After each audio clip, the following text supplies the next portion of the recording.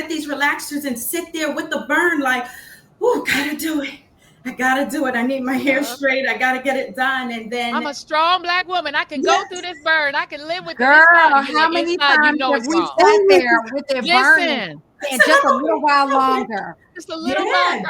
And then you're running to the shampoo bowl. Running. Yes. No, really. Like, no, just I could take a few more minutes while my soul was on fire. Okay. So.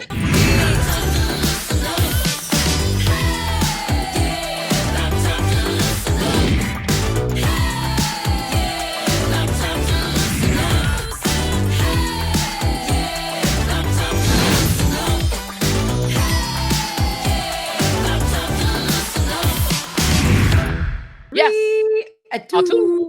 Hey everybody, welcome to Read This, Read That. I am Jacque Reed.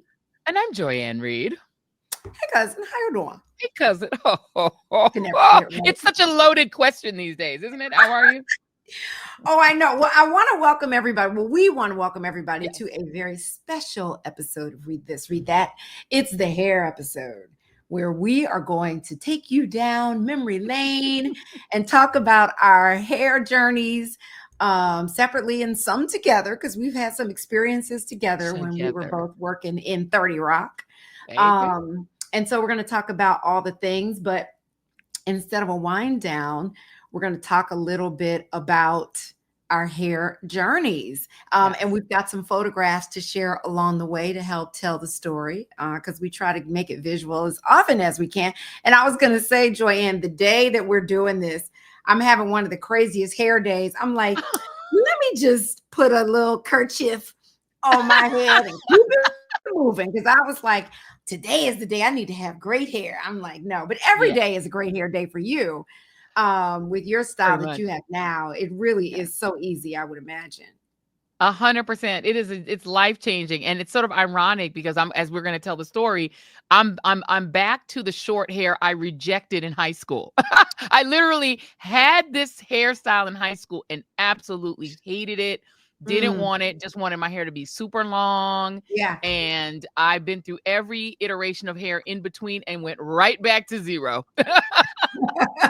And love it. So wait, let's start with you. Since you kind of introduced it, let's start with your hair journey. I think we have a photograph of when you were back in high school. And you have a very similar hairstyle to what you have now. Is that where you want to start? Very similar. Yes, we could. We could start when I was a kid, but I don't really have childhood pictures. It's a sort of sad story. We lost the kind of all our stuff. Oh my God. But this was mine. So I hate this picture. This is like one of my least favorite pictures in the world. Now, what you're seeing in that picture is rebellion. I was, so senior year in high school, I always had like short hair. And, when the Jerry curl came out, I refused to get a Jerry curl, but I got like a what they used to call a Donnie's rejuvenation curl. Donnie's rejuvenation curl. Just a Jerry curl? Baby, yeah. But we used to say, but we weren't getting Jerry curls. So we got Donnie's rejuvenation because I was like, my friend Renita said, it will help your hair grow. Because I was always so frustrated. I had Afro puffs as a kid, like every Black girl. And my mother would press my hair and I would, cringe. And it was just a whole mess. And I always had the Afro puffs, but I was super tomboy. So I could never maintain my hair because I was always playing with the boys, rolling around, playing football, doing all the stuff I wasn't supposed to do. So my hair was just very hard to maintain. So the little Donnie's rejuvenation curl was supposed to grow my hair, make my hair manageable, and my hair's very kinky. I am 100% African, by the way. I've done my 23andMe. I am 0% non-African. I'm just all African. So my hair is as such. So it doesn't grow super long. Some Africans can grow long hair. That's a myth. Some African ethnicities can grow their hair really long, but not my African ethnicity. Okay. So in high school, I had just started to grow my hair out with my Donnie's rejuvenation curl. It was starting to work. It was growing out. I had a little fro, little afro, whatever coming in. Not really what I wanted, but close enough. Baby, I decided let me go take myself downtown to a hairdresser, this Black hairdresser that was in 5 Points, which was the hood. And the only time we went to the hood in 5 Points out of Montbello, which is the Black suburbs, was to get our hair done and for Juneteenth events. My sister was, she was runner-up to Miss Juneteenth, by the way. So we would go down there for Juneteenth stuff and get our hair done. That's it. That's the only time we went down there. So I go down there to get my hair cut for senior class photo time. And the lady said to me, because my hair had grown out a little bit, she's like, "Ooh, let me give you a Grace Jones look. I think you would look so beautiful with that." And I'm thinking, okay, Grace Jones, she has like the cool hair, and I loved Grace Jones, and I was a super fan. So I was like, "Ooh, Grace Jones, that's gonna look great." I didn't look, she was like, "Turn around, we're gonna make you not face the mirror." And when I turned around and saw that, I busted out crying. This lady, I had worked so No. hard to grow my hair out to my little afro, and this Oh, lady cut it all off and left me with that boy cut. And I already was kind of a boy because I was such a tomboy that I would get teased and I would get, kind of bullied by people in school. And I was like, I'm just going to get bullied with this haircut. This is like yeah. the most nightmare African haircut you could possibly have, as somebody who's definitely African. And we always used to kind of avoid talking about being African because, it's cool now. But back in the 80s, Black people were not really that open to Africanness. They really didn't like it. And the 4 African families, the Chirungas, what was it? I remember forget all their last names. The Okekes, the Chirungas, us, the Lomenas, and the Akias. That's the 4 African families in town. And we were the only Caribbean family. So we didn't really talk too much about being African. It was just not a thing because it was not popular in the 80s. This was my 1986 haircut. I was so upset about it. And I went home. My mom was like, "Don't worry, you're going to look amazing." I was like, "No, I don't even want to take my senior pictures." I was actually refusing to take them, but I had to. You had to. Otherwise, you would have a blank page in the yearbook. So I went to get my photo. I refused to dress up. You can see I'm wearing a sweatshirt.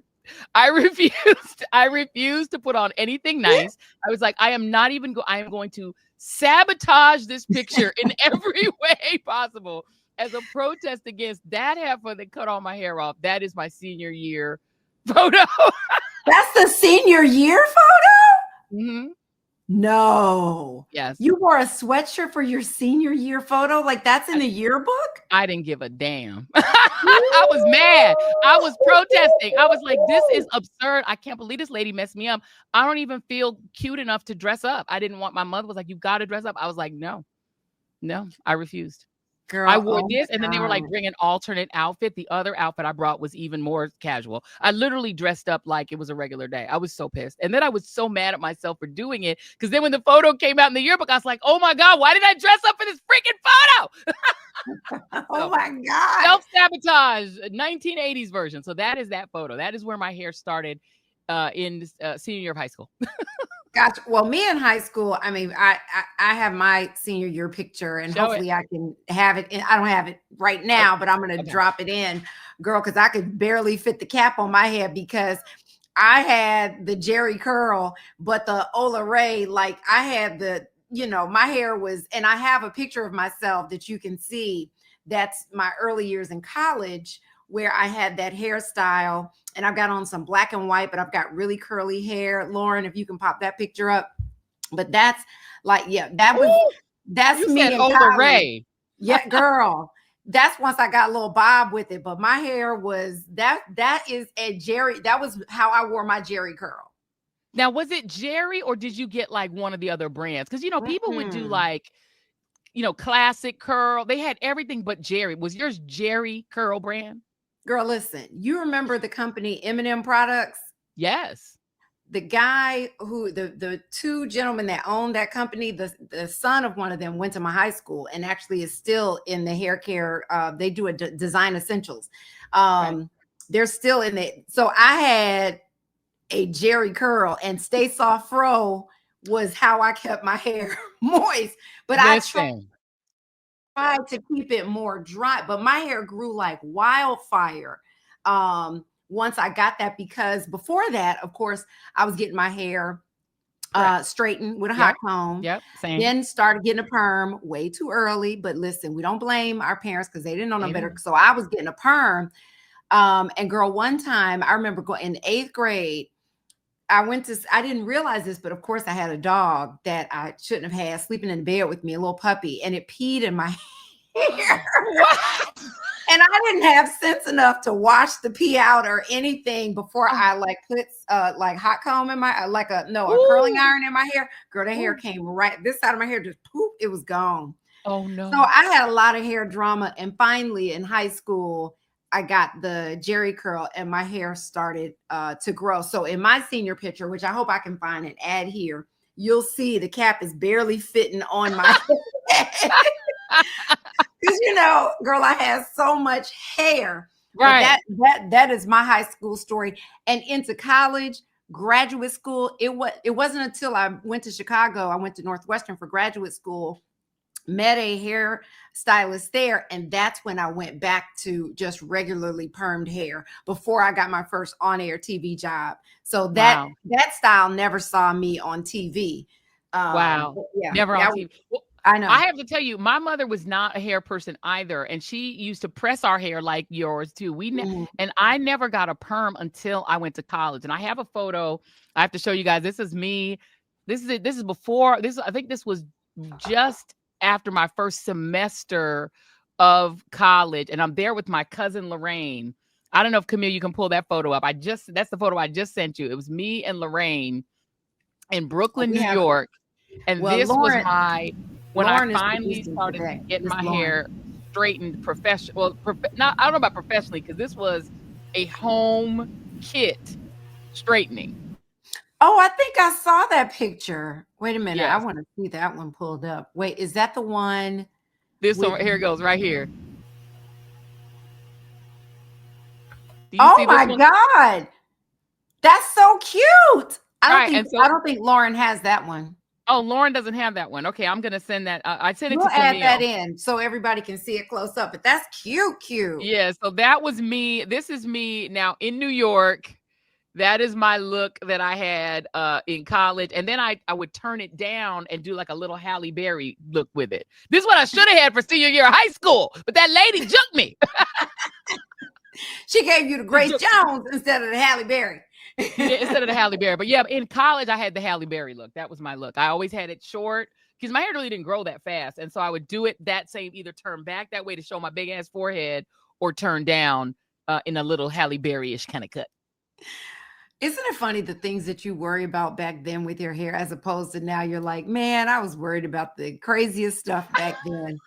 The craziest things. Life was so simple. But okay. Life was so simple. What's the next? I'm gonna send this to you, Jackie, since you have Lauren's email. So I just sent you that picture. Yeah, send it to me and I'll send it to her so she can pop that up. Okay. And then all right, so now we gotta go to college. How'd you wear your hair in college? Oh, that was that. That was college. And then what about once you graduated from college and started working? So now the picture that I will show you all from when I actually started working professionally, this was my first time I actually got a headshot. And I finally discovered in college that the best way to take care of my hair after I went through my whole phase of Halle Berry cut and just was like, I'm tired of doing my hair, tired of dealing with it. I discovered braids. And never looked back. I was like, braids are there it is. This was my first. Oh my God. I got a headshot. This was in Florida. This was me in South Florida when I was working at WTVJ. And that is I love that headshot. Yes. Cause I was like, I'm not going to deal with my hair. And what's so funny is I went straight from the, sort of Bob Halle Berry style to that. And I used to fight with people online. And there was this one guy who was fighting with me online, being a total jerk, right winger, where we started battling back and forth online. And he said, you probably saying that because you probably look a hot mess and are really ugly. Ooh. So I said, well, why don't you post your picture and I'll post mine? And I posted that. And he said, oh, I take it back.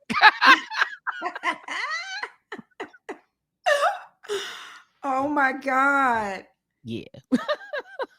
I love that. Well, I went, my hair was straight and it was cut short, but I still didn't have that look that I had at BET, but I had short hair. And I'm going to send this to Lauren. I don't know if you can see this one. This is me when I was an anchor and a reporter in Houston, Texas. Oh my gosh. I love that so much. Okay, we're going to full screen that. That is amazing. Yeah, we'll full screen it so you can see, so you guys can see the whole thing. But girl, wait, let me see. I can make it a little bit bigger. Look at that hair. Oh my gosh. Look at how pretty. I love that hair, girl. That's beautiful. That's how my hair looked before. That was like, I worked here before I went to CNN. Right. And that's where, when I went to Atlanta, that's when the hairstylist that I met, Paula, and forgive me for forgetting her last name because she has such a great name, gave me that pixie cut, and the rest was history. That pixie cut that I had at BET, girl, everybody talked about. Everybody, and that's how I knew. And so interesting because, you know, of course, I used to watch you on BET News. Yes. Oh, there And it that is. is the way I knew of you. And that is the look that we all came to know and love. That is the classic Jacque Reid look right there. That's it. That's it. Fabulous. Yep. That woman in and who Atlanta. used to cut your hair? Who used to cut your hair? Well, there was this woman in Atlanta I was talking about who initially took me from what I had to that look, the pixie cut. Yes. She was like, trust me. And I loved it. And then when I moved to New York from CNN, I was in Atlanta, of course, and I moved to New York. And I was at BET. I had to find people in New York to do my hair mostly. And there's a woman who I love to this day, Vanessa Newby, who would do my hair when I was at BET. And so she would maintain my hair for the time that I was at BET and even after for a while. Gotcha. Okay. So I have, you were talking about professional hairstyle. So I have a next headshot that I don't know if Lauren has, and this is my flip cut because I eventually went from the braids to what I think we commonly used to know in the news business. This is headshot number 2. And I did this all throughout when I was on the radio. This was my Radio 1 flip cut. And I used to go to bed at night in curling rollers. And I would do the hard rollers. And I would have the hard rollers in, and then I would do the wrap. You know, I used to do a wrap. I would try to wrap the top because, you know, my hair is not super thick. It's my hair is very kinky, but it's not like super thick. So I had to work with it to get my flip right. I don't even think my flip was right this day, but I was like, we're just going to go with this. Girl, you worked it out. This was my look throughout Radio 1. And this photo was on billboards all over Florida. They had us do billboards and they put them all around the state. And we didn't know that Kathy Hughes was doing that because she was about to sell our station. So this was what we used to sell the Radio 1 station. News Talk 1080, WTPS. That was my TPS look. But I say this to say your very cute pixie cut, this look, what they had in common is we were using our own hair. Other than the braids, which obviously were extensions. It is amazing to me that, you know, Gwen Ifill, who is my idol in the business, she always used her own hair. You didn't really see Black women using like wigs and weaves, right? Oprah, that was her hair too. So we came up in the business and you did use your own hair, which you take the risk that if it's not you doing your hair, you get what you get. Yeah, I mean, I'm gonna pop up if I can find it, a photograph of I had that short hair in Houston when I first moved there, but then with the rollers, like you, I grew my hair out, and I have this headshot of my hair with the flip because I used the rollers and I really grew it out, and then I cut it again before I went to CNN. But it's so funny because it's so similar to that anchor hair, right? Anchor hair. That's anchor hair. I definitely had anchor hair for the longest time. But like to your point of a lot of people, Black women were not wearing weaves. We're definitely not wearing natural hair. Definitely not. And not sure it had to be straightened, but it was hot and interesting. So my braid look and that headshot I showed you, I was a digital person at that time. So I was not on air. The only reason I could work in a news world and have my hair with those braids is because I was not an on-air person. I was a digital behind the scenes person. And the minute that they started going over and doing this like little report from the newsroom where we digital people sat and they would have us like do an on-air, I had to take those braids out of my hair.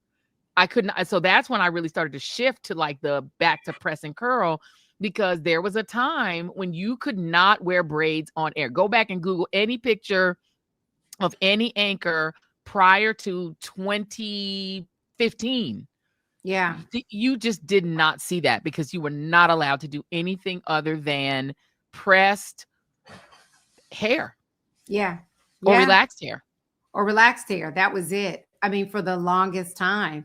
And then when I got to BET, and that for the longest time I've had that pixie cut. Now people, I'm telling you, they barely recognize me if they do at all, because people are like, oh gosh, because you have all that hair recognize my right. voice because my hair, I had that hair for so long. It's your signature look. It's like, it really is the way that we came to know you. And so that look is definitional for how people remember you, right? Because that is the look of NBC, of BET Nightly News. And what's so interesting is, could you have even done BET Nightly News in braids at BET? Probably not.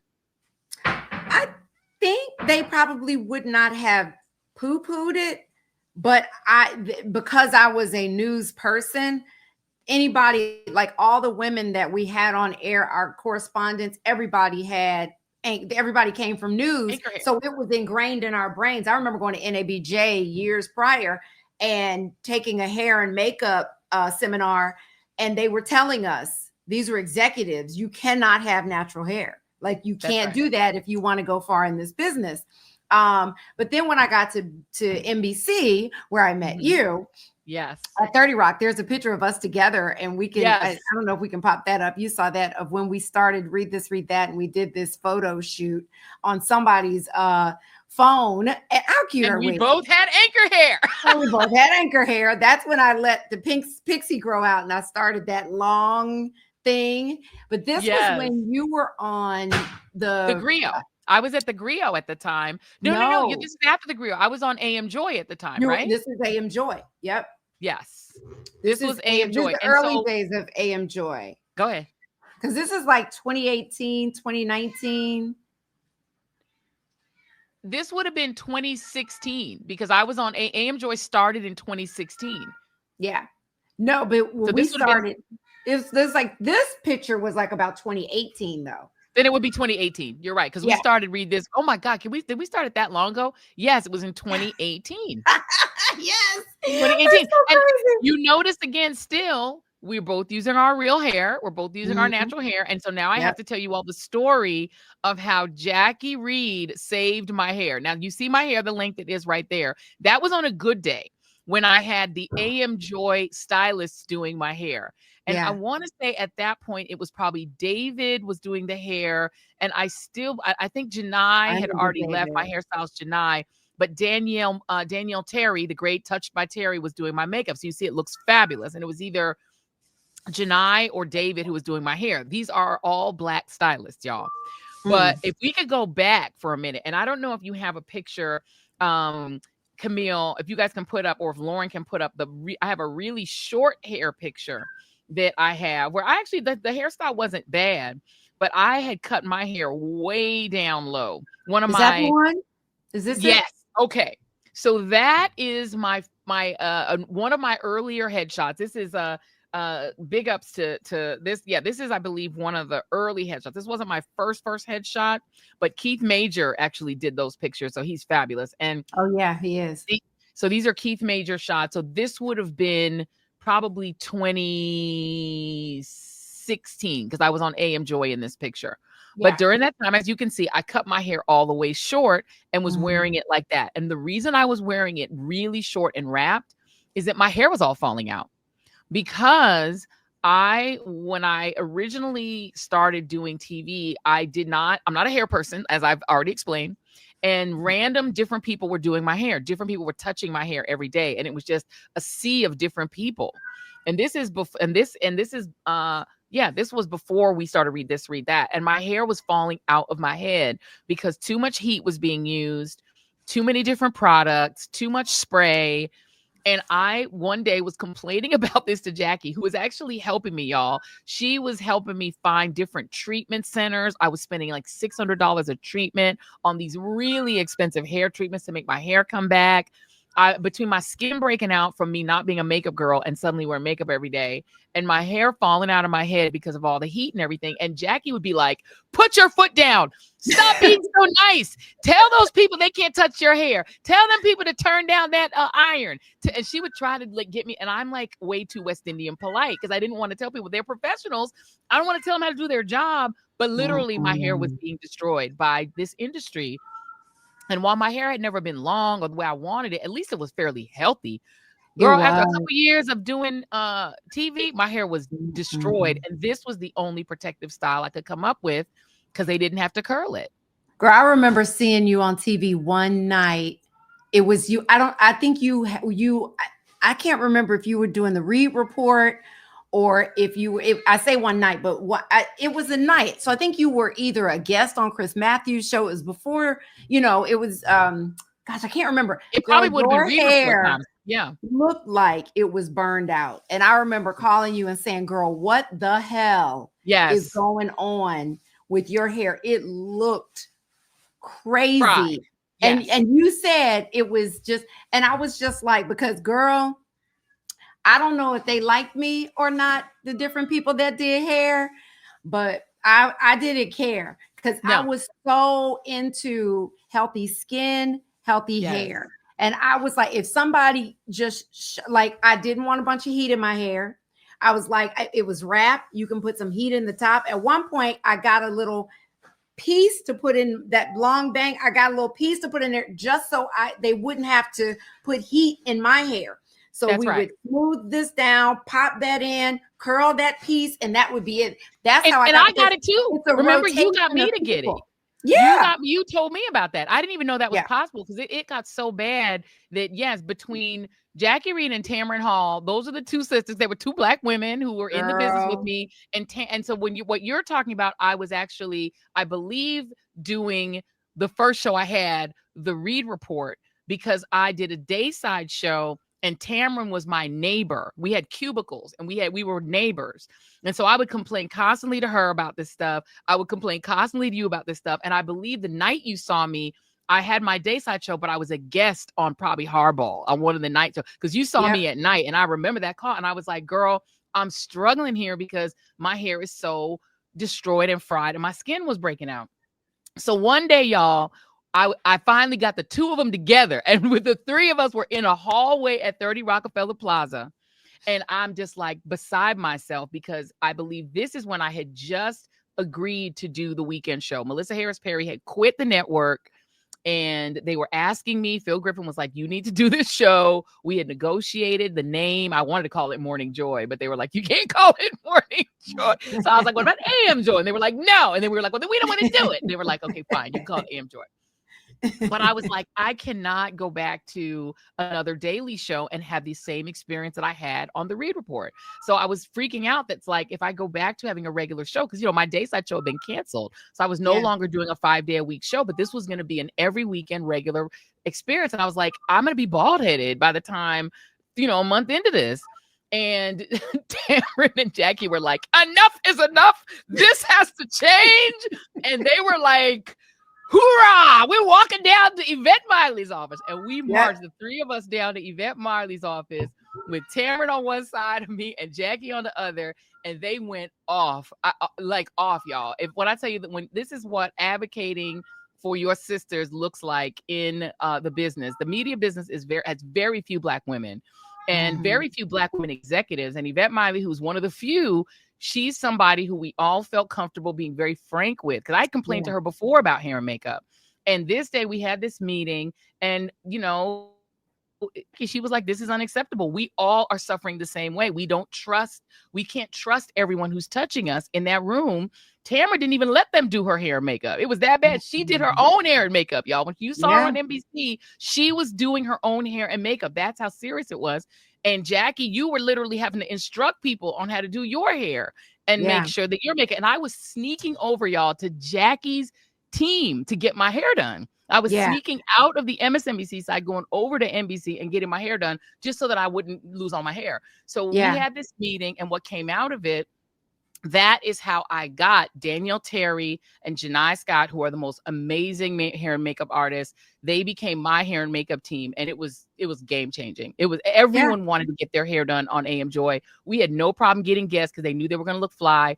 We ended up building out a team of about 6 women, not all Black, but all who knew how to do Black hair and makeup. That's very specific. In this business, a lot of people don't know how to do Black hair and Black makeup, Black skin, find our skin tones and do our hair. We built out this amazing team on AM Joy, and that is who did the hair and makeup for for the picture with me and Jackie together. So that's it. That was my long story. Yeah, but I just want to say this. I was blessed when I was in New York and doing the show that I was doing there to have Angie Lorenzo as my hairstylist for the most part. Whenever she went on vacation, I was like, oh no. But she was so dedicated. And that was Irv Gotti's sister. And I didn't know that. That's what I was sneaking to, y'all. It was yeah, Angie. that Angie would do your hair. Yeah, and Yes. Angela, who just left NBC recently, who after years and years there, I hear they actually got rid of hair at NBC. I don't know if it's all over or just WNBC.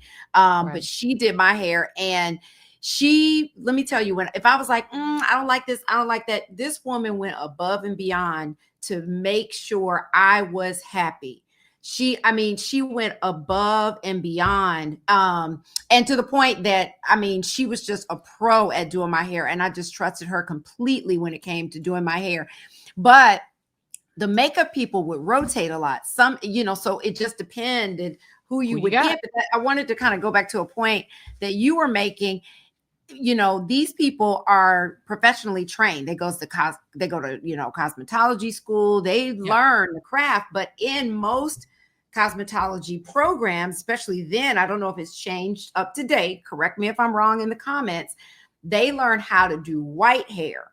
They really don't learn how to do hair that's permed, how to be delicate with it when it comes to heat, the kind of hairspray you need to do, the moisture that we need. Don't know how to do natural hair still to this day. I would think in a lot of places, some places they do, but it is a nightmare for a lot of Black women in front of the camera, not just in news, but we've had people on this show that are actresses that talk about, the struggles that they've had, because whoever they have, if you're not Beyonce and you travel with your own team, you have to, whoever's in the room is doing your hair and makeup. And I got spoiled at BET, because at BET, whatever room you walked into, don't matter. They were going to do Black hair. And I hate to say this, but apparently because Fox really emphasizes the visuals.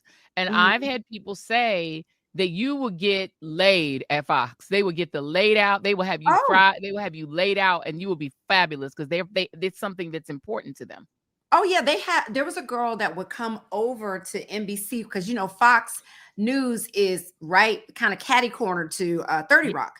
Yeah. She would work over there and then come and fill in for Angie and do my hair sometimes. And when I tell you, baby, listen, she was one of the best out there. And also Charmaine, our soror Charmaine, also, she did your hair before. Yes, and she did. Mine. She would come in our room a lot. Charmaine could do my girl. And when she would show up and I would see Charmaine before I had my own team, I would be like, thank you, Jesus. Because I knew I was going to look cute. Because, and it's a skill. And it's a thing that Black stylists tell me this all the time. I literally was just doing an event the other day, and I didn't know I didn't know who was going to be there. So whenever I do an event and they say hair and makeup is supplied, I always get my hair and makeup done myself, because I don't know who they mean by who. You know what I mean? Like, now I don't trust it. So I always get done, and then I go to the event. It turns out it's two sisters there.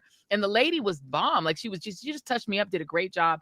And then the hair lady, and we were all talking, and they were like, we have to learn an additional set of education to do Black hair, whereas white stylists really don't have to, as you said, they learn on the white dolly or the white, hair model. Yeah. And then if you do Black hair, you take that extra step to learn how to deal with pressed hair and to deal with relaxed hair. And it's additional education.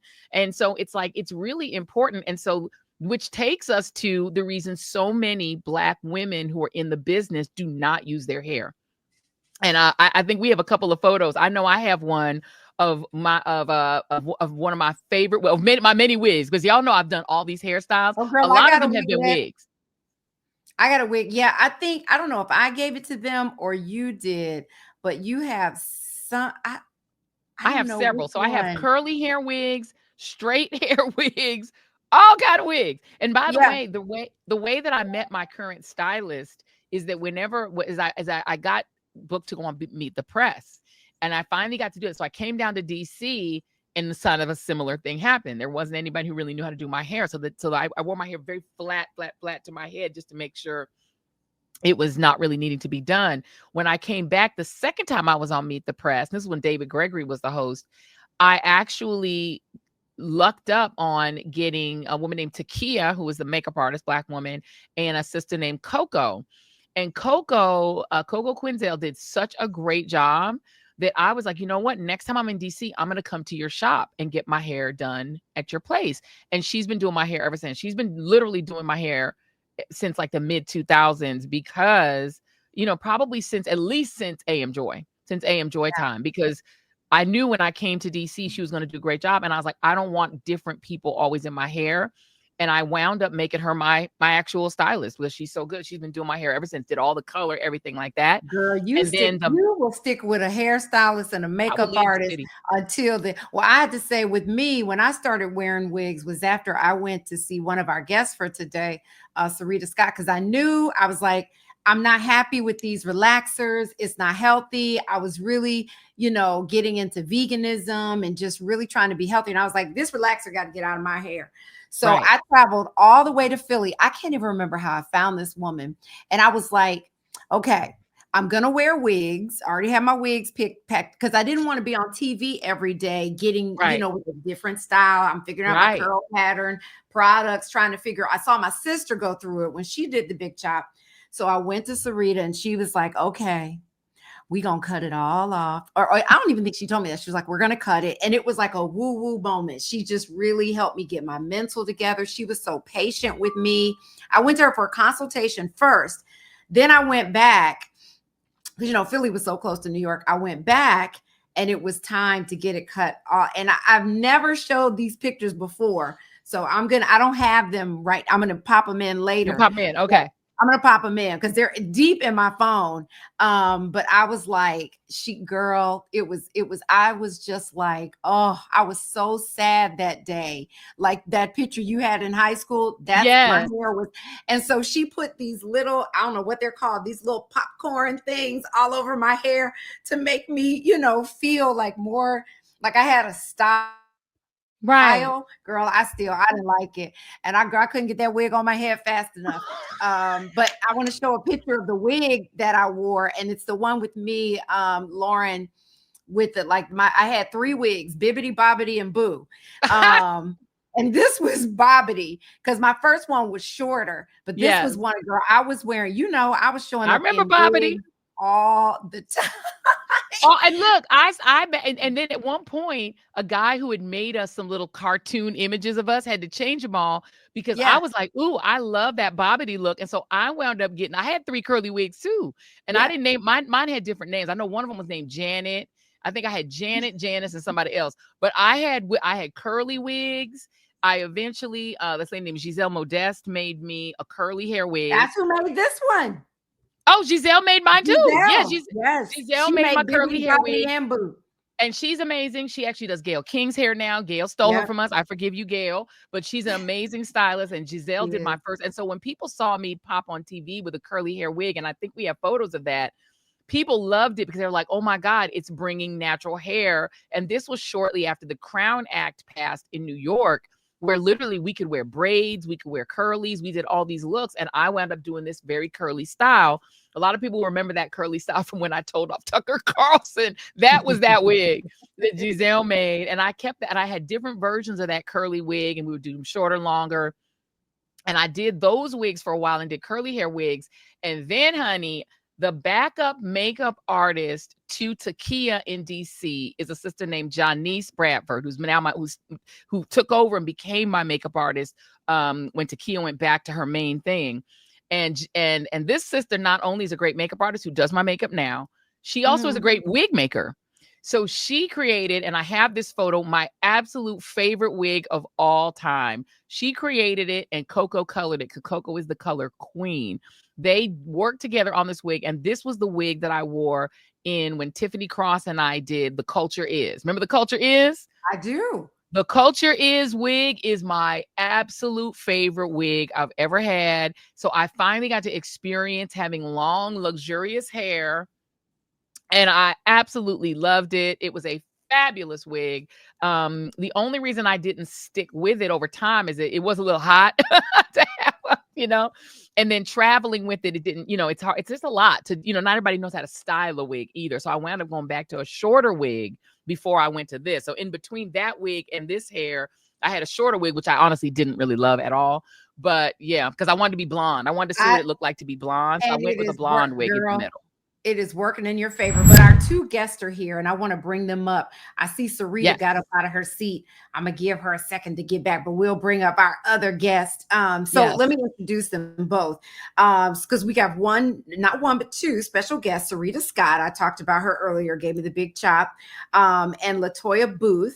Syreeta is the owner of Duafe Holistic Hair Care Salon. That's in Philly. That's where I went and got my big chop. And she is so great with hair care. I know personally. Latoya, I can't wait to hear more about her, who is also one of the experts and stars in the hair care business. She's the owner of Honey Salon. They're both hairstylists and owners of their salons that are sought after destinations by Black women with natural hair. So let's And I've bring been up to Honey. Latoya. Oh, I loved Honey. Honey is great. Great Yeah, so salon. let's bring up Latoya. And when Hi. Syreeta comes back, hi, Latoya. Hey, long time. Long Yes. time. So wait, Joyanne was saying she's been there, and I saw you nodding. Yes, because the stylist Christy Yes. Bright used to do your hair. That is correct. And that was before I moved out of New York. I Uh-huh. wound up going to Honey Salon. So yes, I love that. It's a beautiful salon, by the way, y'all. Wait, It's a where great is Honey? experience. Harlem, baby, Harlem. Harlem, 119th Street in St. Nicholas. I love that. Yes. Yeah. And we'll start off talking about with you, Latoya. Do you mostly do natural hair at Honey, or do you do all hair? We do all hair, but mostly it's natural clients that come into the salon. We do have relaxed clients. We have clients that just come in for shampoo go, just treatments for their hair. Some is silk press, like what I have a silk press in my hair now. So I don't have chemicals. I don't have a relaxer at all. So I haven't relaxed my hair in about 10 years. Wow. So, I mean, most of our clients are natural and they are looking to get away from certain things. But I mean, there are other alternatives or not doing something a lot, you know, like relaxing, because we've been taught to relax the hair like every 6 weeks. If your edges have new growth, relax it. And it's not about not, you know, some people don't want to not relax their hair, you know? But what do you do? Like there was a company, I started out Phyto Pacific. Was a phyto salon. Yeah. And I used to go there. I used to go there too. Yes. Phyto was one of the hair repair places. And by the way, I have to say, Christy and Honey is the first person who introduced me to the term creamy crack. The first person who ever told me she said, girl, you have to get off the creamy crack. I know. And I just want to introduce Syreeta. We've been talking about you, Syreeta, just to the conversation who we just popped in here. But go ahead, Latoya. You were saying, please continue. So like this relaxer was based on like no lie, which can be a lie because, you know, any product with any chemical, I mean, it has some form of lie. It's just lesser of the two evils. And so it was soy based with eggs. It was made up of better ingredients, you know? So that was like the big thing. And then I used to use other relaxers. And when I started using this relaxer, I wasn't burning a lot. I was one that had sensitive scalp. And, you know, you used to get these relaxers and sit there with the burn like, oh, gotta do it. I gotta do it. I need my hair straight. I gotta get it done. And then I'm a strong Black woman. I can go through this burn. I can live with this. Girl, how many times have we sat there with it burning and just a little while longer? Just a little longer. And then you're running to the shampoo bowl. Running. No, really. Like, no, just I can take a few more minutes while my soul was on fire. Okay.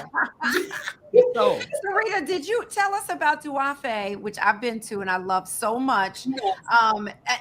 You do, I can't remember because I remember it being all natural hair, right?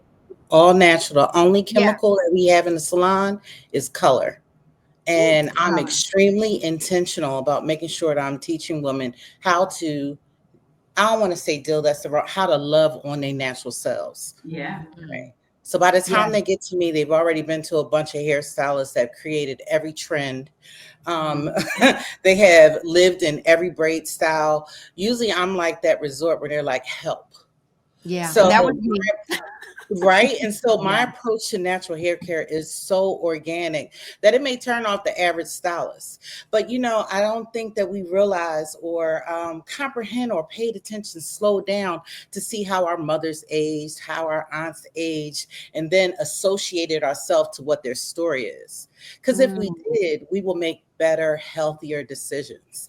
We're so tied into Eurocentric belief in, if it's straight is right, if it's light is right, texturism, colorism, that I really want when people land at Duafe Hair Salon, that they understand that it's a level of integrity. It's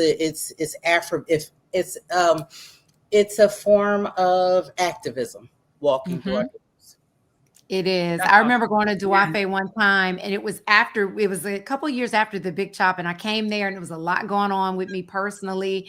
And before Syreeta did my hair, you did something. I can't remember what it was called, but you did something for me to help calm me down and just soothe my energy. Was it Reiki master? That's what it was. It was Reiki. And I was just like, it's just, when I say full service and holistic, it's a holistic experience. Okay, where is this salon? I feel like I need to send my daughter there because she's trying to figure out her next hair journey. Where is your salon located? My salon is located at 3129 North 22nd Street in Philadelphia. That's North Philadelphia. So we have two choices. We have Harlem. We can send the baby to Harlem because we're going to send her to Honey, or we can send her to Philly. So either way, we got a place for her to go. I love that. Well, we want to talk about what's going on in with Black women in hair. And where I want to start is with these reports coming out about synthetic hair, because even those of us who have natural hair will add some hair, these protective styles, these styles to let our hair grow. Were you both surprised when these reports came out indicating that these synthetic hair were so toxic? I was a little surprised about the synthetic hair, but I do understand, like, a few years ago, I have this hair company that I found, Slay Hair, who has synthetic hair, but they take out all of the mess that's in there. They strip the hair so you're not itching and you're not going, because a lot of synthetic hair was causing sometimes scabbing in your scalp. Like, you would find, you're like, why my scalp scabbing? It's dry, it's drying to the hair. So this hair company I've been using to braid my hair. So I felt that was an alternative for getting another brand and synthetic hair to braid your hair. But I also don't leave my hair braided long either. Like, I do it for maybe 3 weeks, 4 weeks at a time. I take it out, because now your scalp is not getting, are you shampooing your hair? Are you, what are you doing to your scalp in the meantime? Some people do nothing because they have braids. So they think that, okay, I'm good. I could just get up and go. Well, can I ask you guys this question on that same point? Is it true? Because now I think it's ingrained in my mind that relaxers are carcinogens. Like, do relaxers actually make you more likely? Syreeta saying yes, they do. Yes. So yes, I've known for what I would say my whole career. I've been doing natural hair for 30 years, that the chemicals were in the braiding hair and also in a lot of the perms. And yes, it's a slow death. So and it's a slow death. It is. When anything goes to a factory and they care about allocating a price to it, it's really about profit. It's not about care. So the same mindset that we use for the pharmaceutical world, the same, we can just keep going through industries. It's the same thing for us, and really worse, because they don't care about they don't care about our care. They're in the business of money. Yeah. So now they have these all natural synthetic hair, it's not toxic. They have these new brands out. I'm not going to name any names because I don't want to, call anybody out. But now, given these reports, there are people who say, well, I've been doing non-toxic, add-ins for a long time, non-toxic braiding hair. Are those safe? Have you all heard of any of those products? And what are your thoughts on those products? Well, there is no non-toxic product. You'll be surprised what we're living in, the level of toxicity we're living in with just our normal daily products. It is something just for you to lean into, to invest. I will tell you, there are healthier options. There's a braiding fiber that they use for braids. There's yarn, which is still I've heard acrylic. about yarn. Yes. Yeah. They beautiful braids. It will give you a Yeah, beautiful my daughter insight. had yarn in her hair for a while that was fabulous. It's so pretty. You can do all kinds of colors, and it's really pretty. Yeah, and then there's Lin, which is an African fiber that they use in Africa. We haven't really brought it here. We don't use it as much, but that is the three options that is the most healthiest. But as it relates to any hair on the weft, my suggestion is always to shampoo anything that you use, because you don't know what they're using to keep it dry, to keep it safe. It's always some type of chemical on anything that you buy in any store. So sorry. Yeah. No, that's true. So true. It's so true. And what do you all think of this? ahead. You know, because there's a lot of people, I know more people than I've ever known, dealing with alopecia. And we know that, like, sometimes you could just make the alopecia work for you, like the gorgeous Ayanna Presley has. She looks beautiful. She had a lot of trauma around losing her hair, and so she wound up, you know, completely bald and beautiful. But there are people that I know that have like traction alopecia and little pieces of alopecia from having worn weaves, especially people who wear, what's the kind of weave that everybody wears with the little Lace weft in the front? So, Lace fronts. Lace fronts. Yes. Yes. So what do women do if they're starting to experience that, Latoya? Well, I think that you should not have someone who is handling your hair like in a certain way where they're pulling your edges, braiding too tight. Even when I get my hair braided, if I go to a braid shop, I'm just like, okay, ease up off the braid. You don't have to go too tight, you know, because they think that they're making it so neat. And it's not. For me, you can braid my hair and I don't need it for it to be pulled back. You know, a lot of ponytail styles that do that. And so often you have to change up on your method of hairdos. You can't just continuously wear. Some people like a ponytail, you know, I understand that. Even myself, I use a part all the time. Sometimes your hair right here becomes like less because you part it that way, or you're doing something that, you know, if I have extensions in, then it's right here. So you have to sometimes switch it up to take care of those avenues. So you're not losing hair here or losing hair here, you know. Okay. So we need to have the edges conversation, because first of all, I'm on the waiting list for Sacred, and I'm very upset that you cannot buy this product anywhere because it is not available. But a lot of people are trying to buy this new Sacred product. This is Beyonce's new company, because everyone is obsessed with our edges. And, you know, especially with my hair very, very short, it really does highlight whether your edges are hitting or not. What do we do and women do? Because this is especially people, Latoya, who pull their hair back in these severe styles. And I used to do that back when I would wear my hair in a ponytail. You just pull it back. And it does mess with your edges, all the brushing and all the tension, and also doing weaves, which is one of the reasons I stopped doing weaves. What do we do to make our edges as healthy as possible? Who would you like to answer? Syreeta. Okay, so let me tell you what I know for sure. We need to learn how to advocate for ourselves. As Black women, we need to slow down and pay attention to ourselves. I feel like we're inundated with so many things, life, you keep on naming it, that we allow for things to happen without our knowledge until it's a problem. Right. So when we talk about edges, I was so excited when they started doing braids that you add less extension hair to it. And I was excited that they were using the first couple stitches of the client's hair and then adding slowly, because what I know is the tension of this the synthetic hair up at the scalp causes that tension, and we're not telling the braider, hey, that hurts. So So the braider, it's a lack of Mhm. communication from the tech and Yep. the client. So when we talk about edges, it's even deeper than that, because I think we're always thinking about topical products, as you mentioned with Sacred. It Mhm. has nothing to do with anything topical. And I'm so sorry. And I have my own brand. We Sure. make all the products in our salon. Everybody wants to go to topical. What's happening is we're eating foods that is inflaming our body. So we need to start Yes. eating more anti-inflammatory. Yep. You done set off, Syreeta. See now, sir, Right. I think you're a ringer. I feel Your like diet. I've been Yes. bamboozled. Jackie Yes. put you in here so that she could start Let me get believing my about green. my Let me get diet. my green juice. Let me get my No, No. green juice. I Right? quit. It's not Go about on, being Syreeta. likable. It's really about being honest. So yeah. as we begin to move forward in our aging, because I'm 50 now and I feel what 50 feels like, and it's because I didn't Sexy. slow down.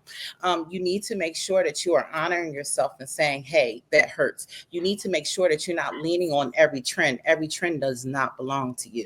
Sleep is essential, right? So it's not the eating, it's not the eliminating, because you'll be surprised by how many women do not eliminate every day. It's drinking water. It's so many different things. So when we talk about self-care, I think we're in vanity. We're not thinking about how to make sure that I'm living through my long life, God will, and taking care of myself. The tight braids, the weaves, the lace fronts, even some of the press and curling. And let's be clear, even some of the lock styles, we need to be more honest about our pain. Yeah, I was surprised. I mean, before I got braids for the first time, I sought out someone who would do braids that did not hurt, because it was just the norm. I can't tell you how many people were like, listen, you gotta, if you want to have the beauty, you gotta have the pain. And I found this woman in New York that did these knotless braids, and it was the style you were talking about, Syreeta, where she would braid my hair a bit and then start adding in the hair so that the braid didn't start right on my scalp. Right at the edge. I've never had pain, but I would see people and they were like, did it hurt? Does your hair hurt? And I'm like, no, I don't have any pain. But Jackie, are you no, sure? seriously, I'm one of those people who used to get my hair braided, and I will never forget. I Oh, don't I call know. this sister out, but I don't ever told y'all about the lady. Her name was Bruce. Bruce pulled the hell out of my hair, African sister. And look, I am an African too, so I can talk about her. And she pulled my hair to the nth degree. I thought my eyebrows were going to be up here by the time she was done. And that was one of many times that I got my hair braided and had a migraine headache. I couldn't sleep on my head. I had to sleep sitting up. I was in so much pain. The braids were beautiful. They looked amazing, but they were so painful. And they were painful for not just one day, but like 2 days of headaches, like pain, and I didn't stop her. Not even just out of not being a self-advocate, because, you know, my people pleaser in me is like, they're a professional, they must know. But it's not just that. Or She took a selfie with you after, right? Also, not everybody's a professional. Not everybody's a professional, and this is true. They had a whole shot. But it was also because I was trained. I was one of those Black women who was trained to believe that pulling your hair tight and braiding your hair tight grows your hair. And so even when I was a kid, when I used to do try to cornrow my hair and stuff, it is this belief that is very common among Black women that braids grow your hair, and they'll grow your hair faster. And the tighter they are, the more they will grow your hair. And I think a lot of Black women do believe that. I never heard that it had to be tighter to grow. I heard that braids will grow your hair because you're just not messing with it. You're just not messing with it. Right. I never heard about that. I mean, you know me, girl. I was just like, I can't, don't. I would tell anybody doing my hair, that's too tight, that hurts. Yeah. Well, what is that, ladies? What is it about this lack of a bedside manner? Like, I've been places before I went natural where my hair was being shampooed to death, or hard. The blow dry. You know, they like yanking your head back to like, what is that? Like snatching? What cosmetology school is that from? It's not WWE. It's not. And so you said it earlier. People go to cosmetology school and they learn how to do white hair. And so that's the reason why Duafe is like an institution, because we teach profusely. So I'm hiring people that's straight out of school who they could have 10 years and not know a thing about how to comb their own natural hair. That is a form of self-hatred to us. it's that mom that sits that child in between their legs. And they're inconvenienced by doing their own child's hair, and they're saying derogatory things. It is constantly it's fed to us as a young child. Yeah. Or So you're just told that we if gotta you're, change our mind. it's a tender-headed thing, right? And I want to let you in here, Latoya, too, because we have this concept that if you're saying your hair, it hurts when someone's pulling your hair, it's because you're tender-headed. So it's something about you, not something about the person doing your hair. And so you should sit there and go through it and Right. just deal. And so that was to my point that for a long time, when someone would braid my hair, I'm like, no, don't do that.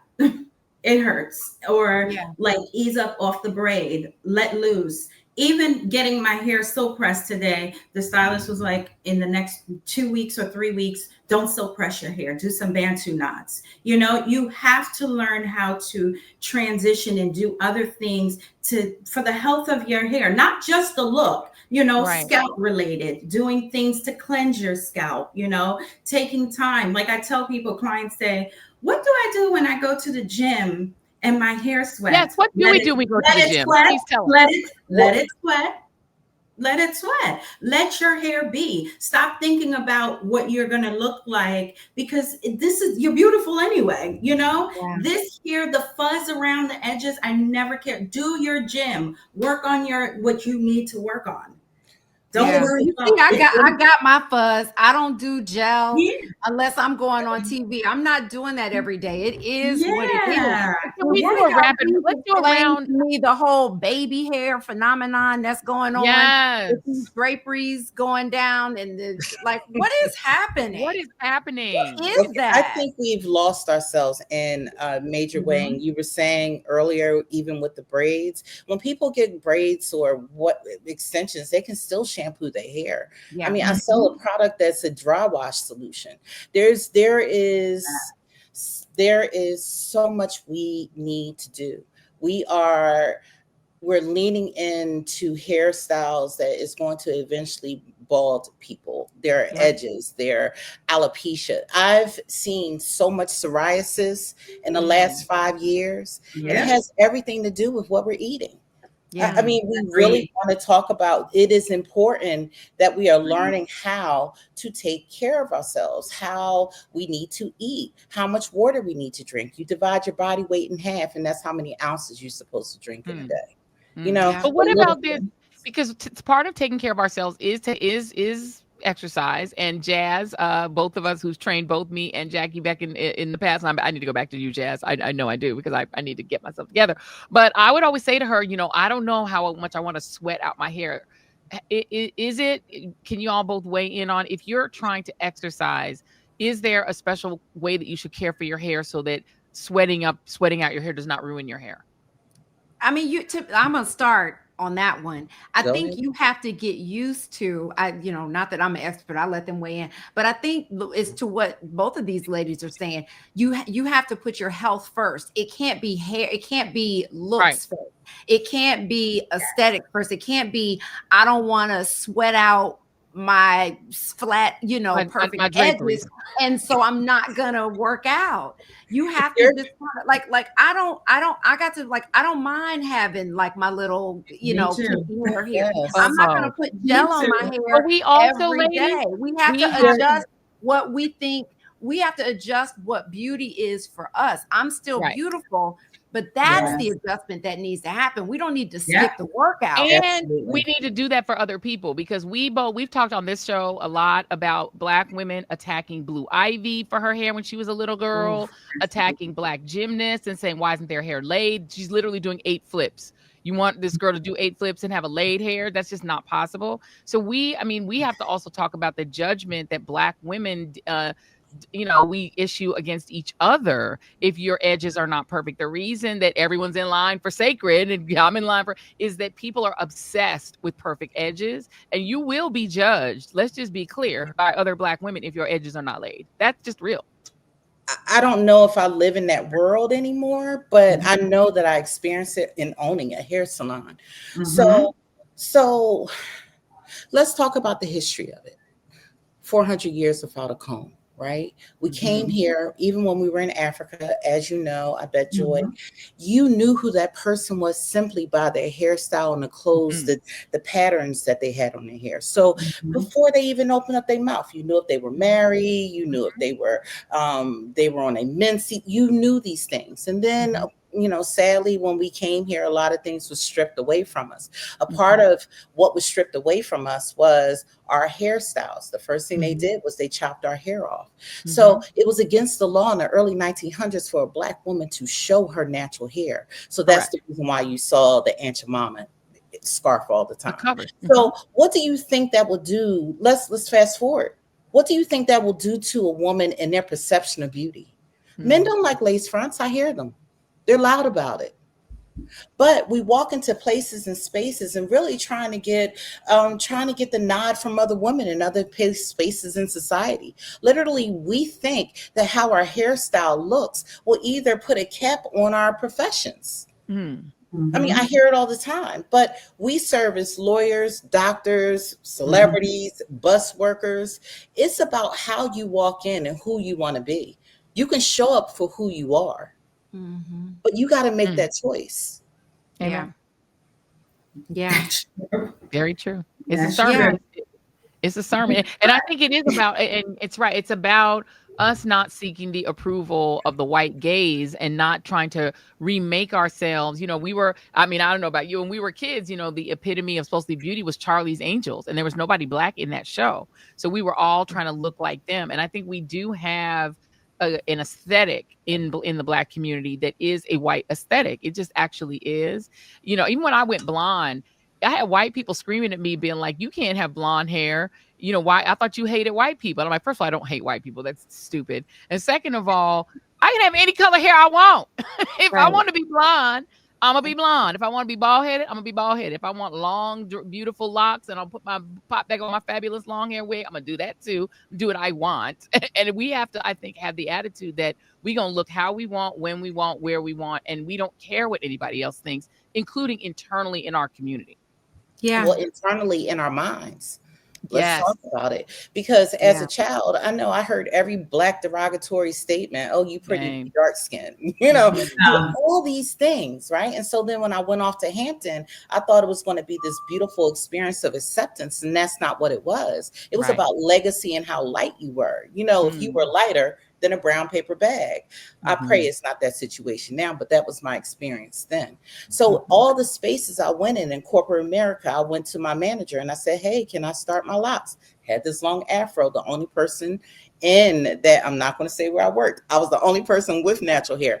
And with that upper management sister, because she was a sister, said to me that if you decide to lock, I'm not sure if you're going to be able to climb any ladder.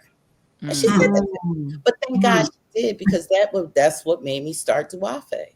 Wow. Well, I remember, I can tell you that we did this story at the Griot. I mean, before the Crown Act, you could be fired for locking your hair at work. Black women were not permitted to braid their hair in the United States military. That produced a lawsuit. There were lawsuits against airlines that did not allow locked hair or braided hair or beards among men. Black men were being penalized in jobs for having cornrows. My husband, you know, used to have long dreads, and it definitely impacted his career because, you know, him as if, you know, he was somehow thuggish because he had long dreads. And then they would work with him and see how lovely and polite and wonderful he is to work with. They were like, oh, surprise. It's like, why are you surprised? Because of my hair. And so our Black hair has been political ever, you know, always. And it is because of Black people suing and also creating the Crown Act that we can even wear our hair all the ways that we are on this screen right now. We can look all of the ways we look right now because of the Crown Act. Before that, there was a actual ability of businesses and institutions to fire us because of our hair, and especially natural hair. It's crazy to think that happened in the 2000s, not the 1900s or you know what I mean? This happened in the mid 2000s, late 2000s. Yeah. That's why I say it's activism for me. Yeah, it is. It's to teach women, Black women, men, because we service everybody. It's like a good 650 to 900 people in a month that come into our salon. So we see all ages. We've been through all the generations being open as long as we have. And there's still a thing, it's still a thing where we have to, I've wiped off so many tears at this point, because they still hear the flash, voices. It's okay, I get them too. They still hear the voices in their mind that they're not good enough, that they're not pretty enough, that they don't fit. And so that's why I say, you gotta love that little girl. You gotta change that story. My daughter has never worn her hair straight or she's only had natural hair and locks, and just to see her confidence, how she exudes it in a way that I never could at her age. But things are supposed to improve, things are supposed to change. Yeah. And I think we're living in that stage where we can find the history, we know our stories, and we need to make sure that we keep giving it back to the next generation so they understand firmly how beautiful they are and they made in God's image. Amen. Well, I want to end, we want to wrap, because we could talk to you both forever, but I want to wrap it up by you both talking about, because I know you both have your own products, but what should we be using in our hair? What are some of your favorite things aside from what we're eating, right? Because I think that's an important part of it. You hear about coconut oil. What are some ingredients? What are some things out there that work? You know what I mean? That's good for moisturizing your hair. A lot of people want to grow their hair. A lot of people want to grow their edges back. They want to bring their hair back. What are some practices, things out there that you all like, whether it be something that's herbal, whether it's your product or something that's on the market that you're loving and would recommend to someone who has damaged hair, wants to grow their hair, wants to repair edges, that kind of stuff? Well, I do say that when you're with a shampoo, I think that everyone should get scalp massages for circulation. People don't understand how important the health of your scalp before anything else. I mean, that goes along with your diet, what you're eating, but your scalp is the first thing that should be cleansed, that should be nourished, that should be taken care of. And those little massage, just a massage and having a great person to give you that massage for blood circulation helps. I mean, we take things like this for granted, your scalp, but even sunscreen on your scalp. People don't realize that, because your scalp is your skin. Like, they don't realize how much, just like you lotion your skin, you do certain things, you should be doing that to your scalp, making sure it's moisturized. Whatever you're putting in has good stuff, not taking it all out, but cleansing it and putting back in. I love, there was a product, Jane Carter, and they had a Nourish and Shine, which he has now, like the original all natural Nourish and Shine, which I use. And I use that on my scalp. Clients buy it a lot, but I think it's a great thing. It's not oily. It's not too greasy. It's just right. And a little goes a long way. You don't always have to oversaturate everything. Love that. Yeah. What about you, Syreeta? So for me, I'm really taking a holistic approach to walk into taking care of people's hair. We're making anywhere from like 30 gallons a week just for the salon. We'll be selling it online next week. So I'm grateful. So what we have is the dry washes to help you with in between shampoos. We have the scalp tea, which is very important. You need to make sure that certain things just lay on your scalp, the rosemary, the eucalyptus, the chamomile, the lavender, all the things, and so we also have a hair and body oil, which you can put all over. And I can keep on telling all the things that we offer. You will see it online. It's so grateful I'm so grateful you allow for me to say it. But let me tell you, as you begin to purchase products, we have this little thing called smartphone, right? And I want to challenge our sisters, brothers, and anybody else that got a different kind of mother, that when you purchase things, even when you go through your cabinets, I want you to look and see what you're eating and what you're putting on your scalp, what you're putting on your hair. I think the best information that I can give is that how knowledgeable we all are, because information is such a source of it. Yes. So yes, I want to make sure aloe is amazing. It helps your hair grow. You can do flaxseed oil. You can definitely do rice water. I love rice water for Black women. Okay. It strengthens your hair. I can go on and on about the product, but the reason why I always talk about the health piece is that is really the issue. When you talk about hair loss, it really has everything to do with the cortisol levels and what we're eating and the processed foods. I just want us to be healthier people. Yeah. Amen. Amen. Yeah. Thank you, Amen. ladies. Well, This has been ladies, so Syreeta helpful. Scott of Duafe Hair Salon, Latoya Boothe of Honey Salon. Can you guys give us we'll put it in our notes, but you want to shout out your website so we can follow you? Syreeta, we'll start with you. What's the website? It's Duafe Hair Salon. I kept it easy. It's Duafe Hair Salon. If you look up Syreeta Scott, you would just see all the things that I've been able to do and what we've been able to do. So I look forward to meeting all of you. And we give free consults. So come through. I would love to. I had one. Come I got on, that Philly. free consult. That is very true. She does do Yes, that. make a plan. We're going to get you where you need to be. Love it. Latoya. We're Honey Salon NYC, and we're on the corner of 119th Street in St. Nicholas in Harlem.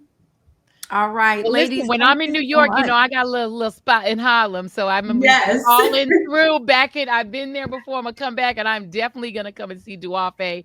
And you know, I might be a plus one because you know I got a daughter, so I'm gonna try to make sure you visit both of your fabulous salons. Thank you so much. Thank you both, really. Thank you, ladies. Thank you, Joy. Thank you all. Thank you. This has been great. It was a pleasure, Latoya. Same here.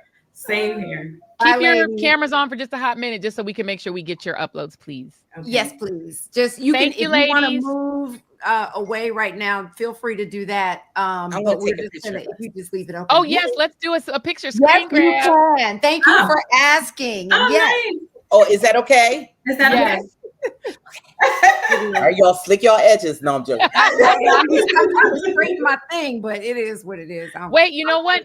Our team can take a screen grab, and that way we can have it with. Yeah, y'all want to just get a screen grab? Yeah. Okay. Wait, you send you a screen grab or?